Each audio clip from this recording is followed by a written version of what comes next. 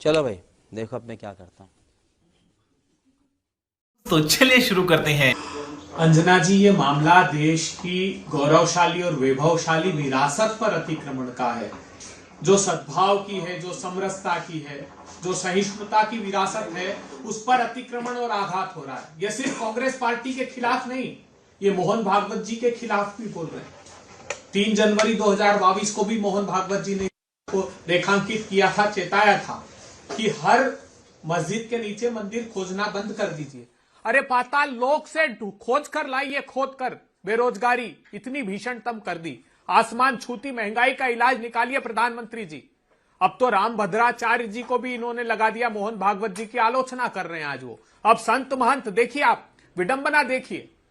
जो बात मोहन भागवत जी ने कही, मुझे लगता है कि प्रधानमंत्री जी के खिलाफ कही, और इस देश की प्रधानमंत्री जी को चाहिए था कि आगे बढ़कर ये बात कहें। वो प्रधानमंत्री जी कहते कि नहीं, हम देश में उन्माद नहीं चाहते, सांप्रदायिक हिंसा नहीं चाहते, हर एक हमारे पवित्र। और मैं तो, मुझे एक बताइए कि ना सिर्फ बिलाल, नईम, अयान, कैफ, इन लोगों की हत्या हुई है संभल में, लेकिन आपको बहराइच में रामगोपाल मिश्रा की भी हत्या हुई है, और उसी बहराइच से आने वाले दलजीत सिंह को रौंद कर मार डाला जीप के नीचे। वो भी हिंदू थे हमारे लवप्रीत सिंह 20 साल का, जो जीप से किसान न्याय की मांग कर रहा था, उसको रौंद कर मार डाला। दलजीत सिंह को मार डाला, गुरविंदर सिंह को मार डाला, शुभकरण के सिर में 5 से गोली मार दी। वो हिंदू समाज के नहीं थे। तुम चुल्लू भर पानी में जाके डूब के मर जाओ। भारतीय जनता पार्टी के सत्ता का स्वार्थ है, कोई सरोकार नहीं इनको। ये धर्म की आस्था नहीं है, ये अधर्मी सत्ता को बचाने की लड़ाई लड़ रहे हैं। इनको बुनियादी जो सवाल देश के हैं उस पर पर्दा डालने के लिए, क्योंकि अब बैसाखियों पर आ गए तो इनको लगता है कि वही शमशान, कब्रिस्तान, दिवाली, रमजान, मंगलसूत्र ये कारगर होगा, इनको ऐसा प्रतीत होता है। अरे हमारी नहीं मानिए, 100 साल हो रहे हैं जो राष्ट्रीय स्वयंसेवक संघ के, उनके प्रमुख की तो मानिए, आपके राष्ट्रीय अध्यक्ष ने कह दिया कि अब संघ की जरूरत नहीं। तो मुन्ना जी, मैं आज समूचे देश को आपके चैनल के माध्यम से एक बात कहना चाहता हूं। क्या ये हम लोगों के लिए, हम भी राजनीतिक दल हैं, हम 80% हिंदुओं के वोट नहीं चाहते हैं क्या? लेकिन देश हमारी प्राथमिकता है। हम देश के सांप्रदायिक सौहार्द को बिगाड़ कर एक भी वोट नहीं चाहते। मत दीजिए सत्ता, लेकिन देश के सांप्रदायिक सौहार्द को बिगाड़ेंगे तो उसके परिणाम बहुत गंभीर होंगे। और यही नहीं, अभी और सुनिए। सबक कौन सिखा रहा है? जिन्ना के नातियों के परिवार से चंदा लेकर जो पार्टी पनपी है, वो हमको पाठ पढ़ा रही है।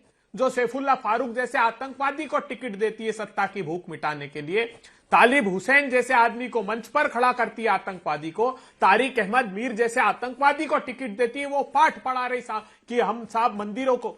अरे साहब, ये मंदिर मस्जिद का मामला नहीं, ये सत्ता की भूख का मामला है। आज इनको मोहन भागवत जी के खिलाफ राम भद्राचार्य जी को खड़ा कर दिया। देखिए आप, आइए ना प्रधानमंत्री जी, कहिए, आप कहेंगे किस मुंह से? क्योंकि वो खुद जब शमशान कब्रिस्तान की राजनीति करते हैं तो सांप्रदायिक सौहार्द के लिए कभी प्रयास नहीं करेंगे। सिर्फ चूंकि ये बैसाखियों पर आ गए तो इनको लगता है आने वाले चुनाव में इनकी जीत तभी सुनिश्चित हो सकती है जब ये एक सांप्रदायिक सौहार्द को बिगाड़े। और सिर्फ सांप्रदायिक सौहार्द नहीं, इनकी सत्ता के आड़े जो आएगा वो मारा जाएगा। किसान आए, 700 किसानों की शहादत हो गई। दिल्ली के दरवाजे पर बैठे रहे 1 साल तक, उनकी सुध लेने वाला कोई नहीं था। लखीमपुर खीरी में किसानों को रोंद कर मार दिया। पहलवान बेटियों को तिल तिल कर तड़पा कर दिल्ली के दरवाजे पर मारा। इनकी सत्ता के आड़े जो आएगा वो मारा जाएगा। मैं हाथ जोड़कर प्रार्थना करता हूं देशवासियों, इनके इस मुखौटे को पहचानिए। ये कोई हिंदू अस्मिता का प्रश्न नहीं है, ये सिर्फ हिंदू अस्मिता की आड़ पर सत्ता का सुख भोगना चाहते हैं। आखिरी बात कहना चाहता हूं, बहुत प्रामाणिक बात। आप सब लोगों ने सुना होगा भोजशाला का बहुत बड़ा मामला, धार की भोजशाला का। विश्व हिंदू के परिषद के एक व्यक्ति ने अदालत में मुकदमा लगाया था हाई कोर्ट में। हाई कोर्ट में जब मुकदमा लगाया तो उमा भारती जी मानव संसाधन विकास मंत्री थी।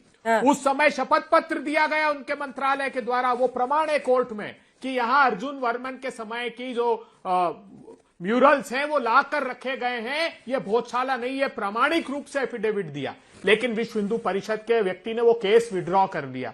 तो सच्चाई ये होती है जब सरकार में होते हैं तो देश के सांप्रदायिक सौहार्द को न बिगड़ने दें। भारतीय जनता पार्टी को जैसे अयोध्या में सबक सिखाया, जैसे रामेश्वरम में सबक सिखाया, जैसे बद्रीनाथ में सबक सिखाया, सारी जगह वो अलौकिक सत्ता भी इनके खिलाफ है। देश के नागरिकों ये जान लो, जब उस सत्ता ने संकेत दे दिया है तो आप भी इस संकेत को समझिए, ताकि ये तरक्की और विकास की बात करेंगे। देखिए अंजना जी, मुझे लगता है समाजवादी पार्टी हर मामले में अपना पक्ष रखती है। जो सवाल आपने किया है कि देश की विरासत का मामला है, मुझे नहीं लगता है कि देश की विरासत के खिलाफ कोई होगा। लेकिन देश की विरासत क्या है? हमारी सबसे बड़ी विरासत है जो भगवान राम ने रास्ता दिखाया है, जो भगवान श्री कृष्ण ने रास्ता दिखाया है, जो भगवान गौतम बुद्ध ने रास्ता दिखाया है। हमारी विरासत है जो क्रांतिकारियों ने रास्ता दिखाया है। हमारी विरासत है जो गांधी जी ने रास्ता दिखाया है, जो अंबेडकर जी ने रास्ता दिखाया है, जो डॉक्टर लोहिया ने रास्ता दिखाया है। उसी विरासत को हम बचाने का प्रयास कर रहे हैं। और हम प्रयास कर रहे हैं कि अगर दुनिया का सबसे बड़ा लोकतांत्रिक देश है हमारा, और दुनिया में भारत की यही पहचान है कि कितने धर्म, कितनी जातियां, कितने रंग रूप के लोग, कितने वेशभूषा के लोग, कितनी भाषाओं के लोग एक साथ संकल्पित होकर के भारत के लिए, भारत माता के लिए अगर काम कर रहे हैं, भारत को आगे ले जाने के लिए काम कर रहे हैं, तो उस विरासत को बिगाड़ कौन रहा है? उस विरासत को बिगाड़ रही भारतीय जनता पार्टी। धर्म के नाम पर, जाति के नाम पर नफरत फैला करके। भगवान राम पर आपकी भी आस्था हो सकती है, लेकिन आपकी आस्था भगवान राम के नाम पर चंदा की ज्यादा है। आपकी आस्था भगवान राम से ज्यादा उनके नाम पर जमीन घोटाले की है। आपकी आस्था क्या भगवान राम के रास्ते पर है? और अगर रास्ते पर है तो उन्होंने तो सबरी के जूठे बेर खाए थे, केवट को गले लगाया था, केवट को राजा बनाया था। आप तो महामहिम राम गोविंद जी को भी मंदिर में नहीं घुसने देते। माननीय अखिलेश यादव जी किसी मंदिर चले जाते हैं तो गंगा जल से धुलाते हैं। किस सोच के तहत आप लोग काम कर रहे हैं? एक, जहां तक सवाल अंजना जी संभल का है, हमारे नेता ने, माननीय अखिलेश यादव जी ने एक बात कही है देश के सामने, आप लोगों की मीडिया के माध्यम से, कि भारतीय जनता पार्टी असल मुद्दे पर नहीं बात कर रही है, न महंगाई पर, न बेरोजगारी पर, न दवाई पर, न पढ़ाई पर, न सड़क पर, न पानी पर, न बिजली पर, न महिला सुरक्षा पर। खुदाई पे बड़ा मन लग रहा है। तो आप सारे मुद्दों को इग्नोर करके जनता के भविष्य के साथ जो खुदाई कर रहे हैं, संभल में जो हो रही तो हो रही है। इस आपके खुदाई अभियान में आपकी विदाई तय है। और विदाई इसलिए तय है, देखिए अंजना जी, हम लोग राजनीतिक कार्यकर्ता हैं, हम लोग साधु संत नहीं हैं। हम साधु संत अपनी बात कहेगा, लेकिन हम जब भी बात कहेंगे, जब भी आप हमको मौका देंगी अपने प्लेटफॉर्म पे बात करने का या कहीं पर बात करने का मुझे मौका मिलेगा, तो हम बात करेंगे। हम अगर विपक्ष में हैं तो सरकार से पूछेंगे कि आप जब जनता के बीच गए थे तो आपने क्या जनता से ये समर्थन मांगा था कि आप हमको सरकार में ला दीजिए? तो हम खुदाई करते रहेंगे, हम दवाई की बात नहीं करेंगे, सड़क की बात नहीं करेंगे, रोजगार की बात नहीं करेंगे, महंगाई की बात नहीं करेंगे, महिला सुरक्षा की बात नहीं करेंगे। ऐसा तो आपने नहीं कहा था। एक चीज तो मुझे समझ लेनी चाहिए कि कम से कम अब कुछ लोगों को मोहन भागवत के नाम के आगे परम पूजनीय नहीं लगाना चाहिए, क्योंकि अगर आप परम पूजनीय लगाते हैं तो फिर उनकी बातों को भी मानिए। अगर आप उनकी बातों को नहीं मानना चाहते हैं, खाली रस्मदायगी करना चाहते हैं कि चूंकि सरसंघचालक के नाम के आगे परम पूजनीय लगा हुआ है इसलिए मुझे कहना है, तो फिर यह मानना पड़ेगा कि आप उनका सम्मान भी नहीं करते और उनका अपमान कर रहे हैं दरअसल, और राष्ट्रीय टीवी पर अपमान कर रहे हैं। मोहन भागवत ने जो बात कही है वो बड़ी इंपॉर्टेंट बात है, और उनको कम से कम अब देर से ही से लेकिन इस बात का अंदाजा हो गया है कि जिस रास्ते पर हिंदुस्तान को ले जाने की कोशिश की जा रही है वो रास्ता अंत में एक बहुत बड़ी खाई की तरफ ले जाएगा, जहां न हिंदू बचेगा न मुसलमान बचेगा। और इसलिए मोहन भागवत ने जो हाल में 2 दिन पहले जो बयान दिया है कि भाई राम मंदिर तक मामला था, उसके बाद अब ये खोज बंद होनी चाहिए।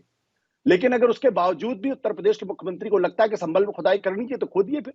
तो दरअसल वो संभल की खुदाई नहीं कर रहे हैं, वो दरअसल मोहन भागवत के कहे की खुदाई कर रहे हैं।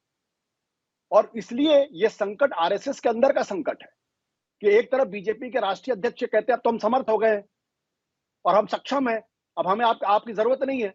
तो ये सवाल तो आरएसएस के अंदर पूछा जाना चाहिए ना कि भाई मोहन भागवत की अब आरएसएस को जरूरत है, जरूरत नहीं है? क्या बीजेपी को आरएसएस की जरूरत है, जरूरत नहीं है? और अगर जरूरत है और अगर आरएसएस एक अनुशासन वाला संगठन है जो एक चालक अनुवर्तित्व पे काम करता है, तो उनके मानने वालों को कम से कम अब ये तय कर लेना चाहिए कि मोहन भागवत के नाम के पहले परम पूजनीय शब्द का इस्तेमाल नहीं करेंगे, और अगर करते हैं तो जो कहते हैं उसके बात मान लीजिए। ठीक है, मैं इसको संबंध से जोड़ के नहीं देखता हूं। मैं तो ये देखता हूं कि ये आरएसएस की विचारधारा में एक बहुत भयानक संकट पैदा हो गया है। ठीक है, जिस शेर की सवारी आरएसएस कर रहा था, अब वो शेर उनको ही खाने के लिए तैयार बैठे। ठीक है। देखिए अंजना जी, मोहन भागवत जी उम्र में बड़े हैं तो जाहिर सी बात है मैं उनका सम्मान करता हूं उम्र के नाते, लेकिन मैं उनकी विचारधारा का सम्मान कभी नहीं करता। जो मैंने बात कही वो उनके सम्मान की बात नहीं है, मैं आरएसएस के अंदर के संकट की बात कर रहा हूं, उस विचारधारा के अंदर संकट की बात कर रहा हूं। मोहन भागवत कहते हैं कि हर मस्जिद में शिवलिंग क्यों खोजना, राम मंदिर के बाद ये मुद्दा जो है आप दुश्मनी से नफरत से क्यों आप उठाने की कोशिश कर रहे हैं। दूसरी तरफ पलक्कड़ की बैठक के बाद वहां जो नंबर 2 है हाउस बोले, वो कहते हैं भाई कटेंगे तो बटेंगे तो कटेंगे। तो ये तो आरएसएस के नंबर 1 नंबर 2 को समझना है कि बटेंगे तो कटेंगे के रास्ते पर चलना है, या फिर हर सबका डीएनए एक है। ये इसलिए मैंने कहा मैं मोहन भागवत का प्रशंसक नहीं हूं, लेकिन मोहन भागवत उम्र में बड़े हैं और यह हमारी संस्कृति, हम जो उम्र में बड़े होते हैं उनका सम्मान करते हैं। मैं दूसरी तरफ इशारा कर रहा हूं कि अगर मोहन भागवत परम पूजनीय है तो संगीत रागी को यहां आकर मोहन भागवत के जो शब्दों का उसको अक्षरशः दोहराना चाहिए, ना कि डिफाइंटली मिस्टर रागी, इनडिसिप्लिन करना चाहिए। मिस्टर रागी, वो डिफाइंट है इस वक्त, वो मोहन भागवत की राय से मिस्टर सहमत रागी। नहीं है। अगर सहमत नहीं है तो उनको मोहन भागवत का परम पूजनीय कहने का कोई अधिकार नहीं है। खत्म, बाय बाय, टाटा, गुड बाय, गया।